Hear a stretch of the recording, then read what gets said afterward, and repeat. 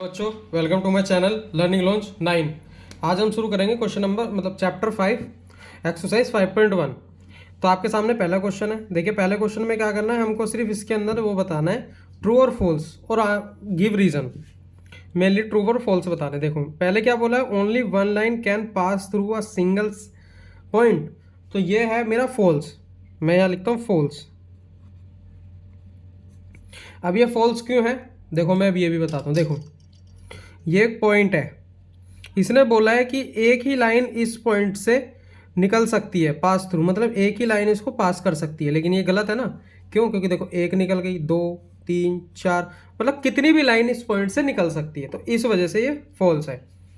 अब अगला देखो, अगले में लिखा है there are infinite number of lines which pass through the two distinct point. तो ये भी मेरा फॉल्स है। अब ये फॉल्स क्यों है, अब ये भी देखो। देखो हमको दो पॉइंट दिए गए हैं, ठीक है। ये दो पॉइंट से सिर्फ एक ही लाइन तो निकल सकती है। अब इस पे मैं कितनी लाइन बना लूँ, वो काउंट थोड़ी होएगी कि एक ही तो निकल सकती है। इसने बोला है इनफाइनाइट, मतलब कि बहुत सारी निकल सकती है, तो ये मेरा फॉल्स है। अगला बोला गया है a terminate line can be produced indefinitely on both sides. तो ये मेरा ट्रू है, ये मेरा ट्रू है। ये कैसे ट्रू है, ये देखो, ये लाइन है, अब ये यहाँ तक है। अब इसको मैं आगे भी बढ़ा सकता हूँ, कितना भी बढ़ा सकता हूँ, कोई दिक्कत नहीं है, क्योंकि ये एक नॉर्मल लाइन है। अगर यहाँ लाइन सेगमेंट लिखा होता, लाइन सेगमेंट, तो लाइन सेगमेंट होता है कि ये डिफाइन होता है कि इससे ज़्यादा आगे नहीं बढ़ेगी। लेकिन ये लाइन के लिए बोला गया लाइन कितना भी आगे बढ़ सकती है, तो इसकी वजह से ये मेरा ट्रू है। अब अगला देखते हैं, if two circles are equal there and then their radius are equal. बिल्कुल सही बात है, ये मेरा ट्रू है। अगर दो सर्कल इक्वल है, उसका रेडियस, उसका सरकमफ्रेंस, उसका पेरीमीटर सब बराबर होगा, तो इसकी वजह से ये मेरा ट्रू है। अब इसके अंदर एक चीज और बोली गई, ये देखो, ये बोला है ए बी इक्वल है पी क्यू के और पी क्यू इक्वल है एक्स वाई के। अब यहाँ देखो, ये ए बी को अगर मैं 10 सेंटीमीटर लेता हूँ, जब ये 10 सेंटीमीटर है तो पी क्यू भी 10 सेंटीमीटर है, ठीक है। अब यहाँ पे बोला P Q equal X Y के है, तो ये भी मेरी 10 सेंटीमीटर है, तो तीनों तीनों 10 सेंटीमीटर हो गए। और इसके अंदर बोला गया then A B equal to X Y है, तो देखो ए बी भी मेरी 10 सेंटीमीटर है, एक्स वाई भी मेरी 10 सेंटीमीटर है, तो बिल्कुल सही बात है। तो ये मेरा हो गया ट्रू, तो ये मेरा आंसर बिल्कुल सही है।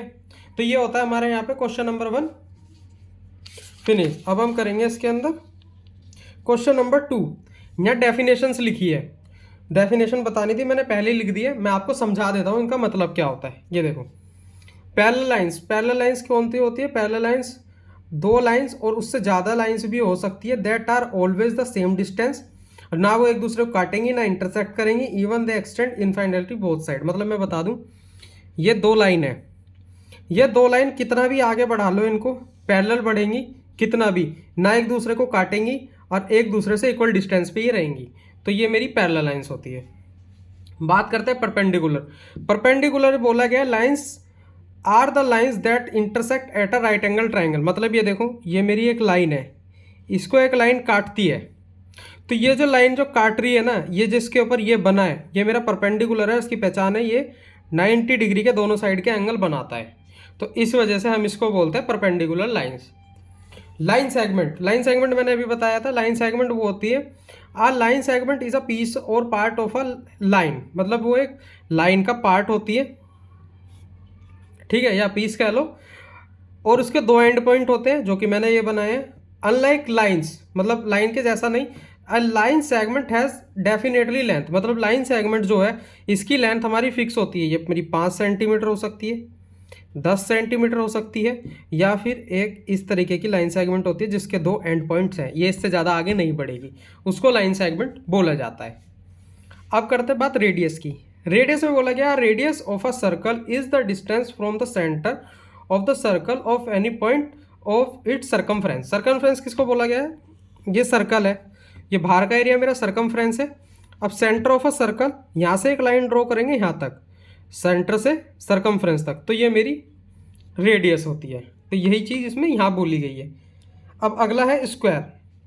स्क्वायर कैसा होता है? स्क्वायर एक रेगुलर क्वाड्रिलेटरल होता है जिसकी चारों साइड इक्वल होती है, इक्वल लेंथ होती है, और उसके सारे एंगल जो होते हैं वो 90 डिग्री के होते हैं, इक्वल होते हैं। कैसे होते हैं ये देखो,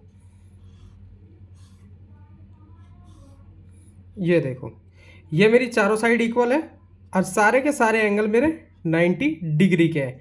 तो ये मेरा एक स्क्वायर होता है और इसको हम एक क्वाड्रिलेटरल भी बोल सकते हैं। आई होप आपको मेरा पढ़ाया हुआ समझ में आया होगा। समझ में आया तो मेरे चैनल को लाइक एंड सब्सक्राइब करें, अपने फ्रेंड्स में भी शेयर करें। बाकी के नेक्स्ट क्वेश्चन नेक्स्ट वीडियो में।